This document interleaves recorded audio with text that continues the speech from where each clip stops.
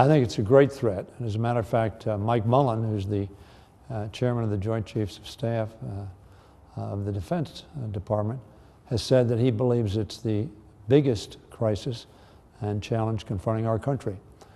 Clearly, if we allow the debt and deficits to continue as they are, they will crowd out almost all other spending in terms of our payment of interest on our debt. That's not an acceptable alternative for our country, and certainly not an acceptable alternative for our children and grandchildren. I think that there is no inherent conflict in reducing the deficit and growing the economy. In fact, they complement one another. You cannot ultimately reduce the deficit if you don't also grow the economy. And therefore, both of the commissions, as well as the so-called Gang of Six in the United States Senate, have suggested in the short term, you need to invest in growing the economy and to make sure that the policies you pursue in bringing the deficit and debt down do not undermine the growth in the economy. Therefore, I think that in the short term, what we in Congress ought to do is invest in growing the economy. That's what President Obama has suggested.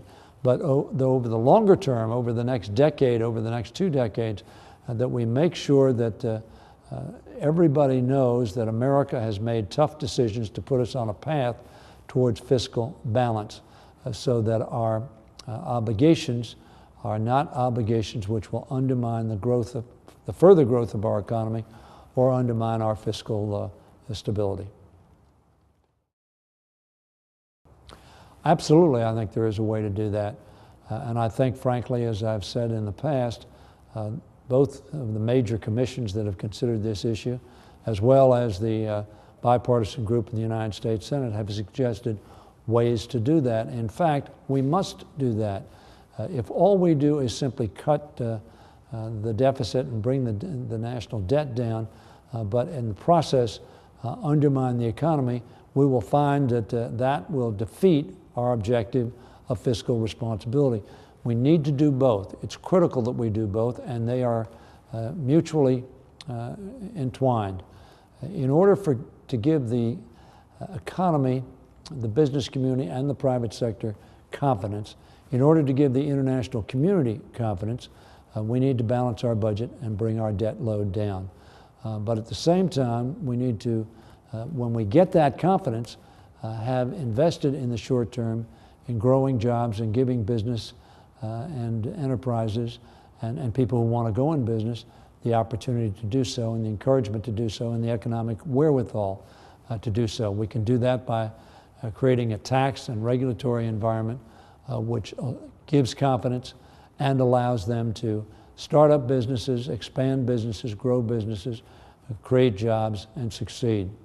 So this is really one effort at fiscal responsibility, composed of really 2 challenges. Growing the economy so that revenues will increase, which will in turn help you bring down the deficit and stabilize the debt. If the super committee fails, it will be not a failure just of the committee, it'll be a failure of the Congress and our country. We brought the country to the precipice of default in paying our debt. That undermined confidence here at home and around the world. I've talked to numerous business leaders, large and small, who have indicated to me that the success of the Debt Reduction Committee is critical if they're going to have confidence in America's ability to manage its finances in a way that will keep our economy growing and will maintain fiscal stability and responsibility. So that I think that failure is not an option for the Deficit Reduction Committee. We all have to work together to make sure that it succeeds. I have talked to all 12 members of the Deficit Reduction Committee and urged them, number one, to go big, to use as their target a $3 trillion, if you count the trillion that we've already cut, to get that to that $4 trillion figure, which is not magic, but which is a reasonable target, or $3.5 trillion if we add to the target the necessity to fund the jobs growth program, the American Jobs Act, which the President has offered in the short term. But in either event, I'm going to be working very, very, very hard to have this committee succeed. If it does not, America will have failed, and Americans will feel their government is not working, and the international community will draw a similar conclusion.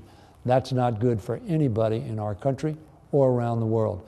So that success of this committee, I think, is essential, and I will be working towards that end. I believe that this committee ought to go big. It ought to have as its objective at least a $4 trillion or $3.5 trillion target.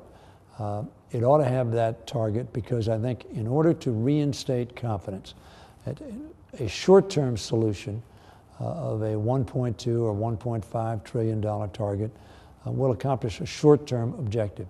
But to really create the confidence level that we need in our economy, to create the confidence level in our government's ability to make tough decisions, to make decisions that will have long-term, positive, fiscally responsible consequences, we need to go big. There were a large group of people who wrote a letter to the members of the committee saying exactly that.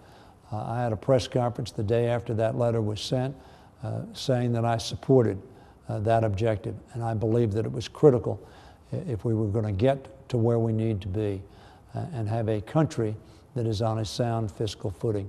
So I am very hopeful that the committee goes big. Some tough decisions will have to be made.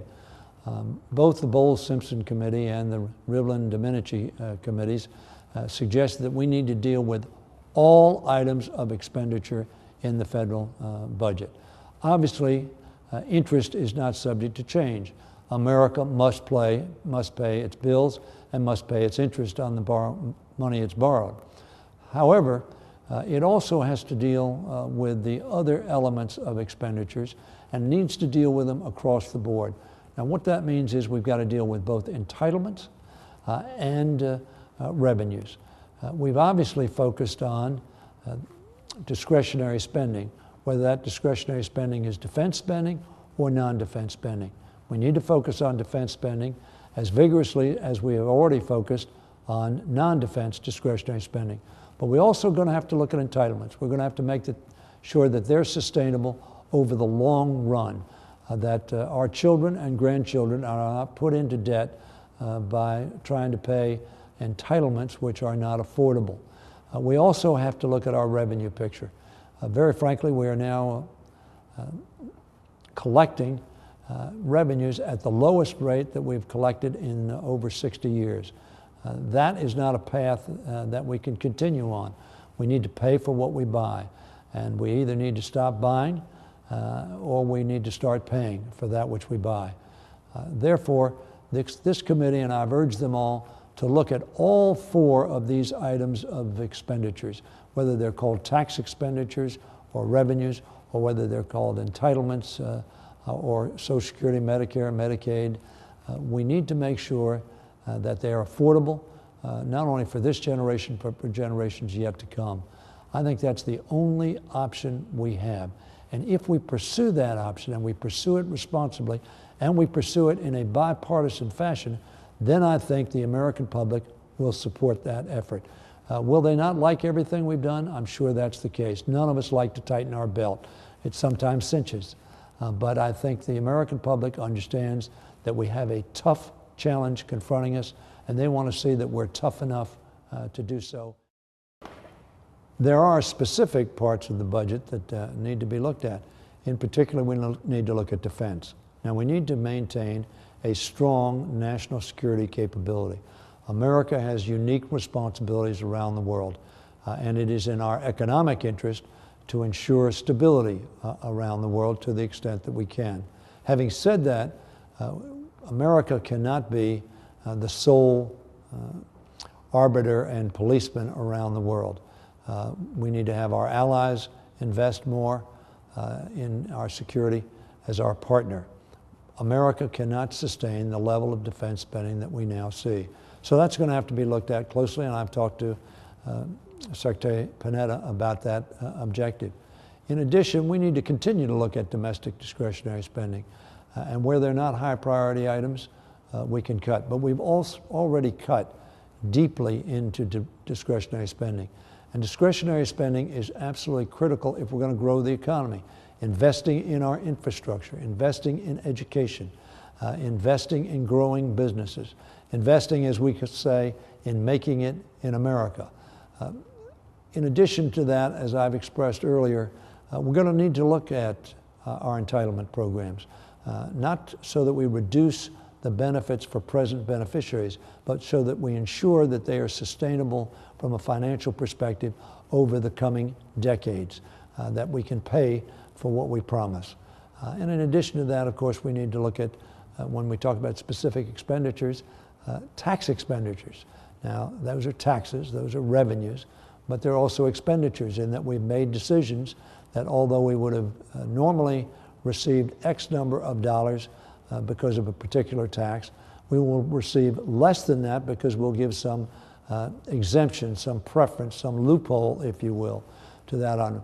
It's absolutely essential that we look at those, and very frankly, in a bipartisan way, people have been talking about looking at those exemptions. So those are the items across the board that we need to focus on in making sure that in the next decade and decades to come, that America is perceived and is on a fiscally sound, stable, responsible path.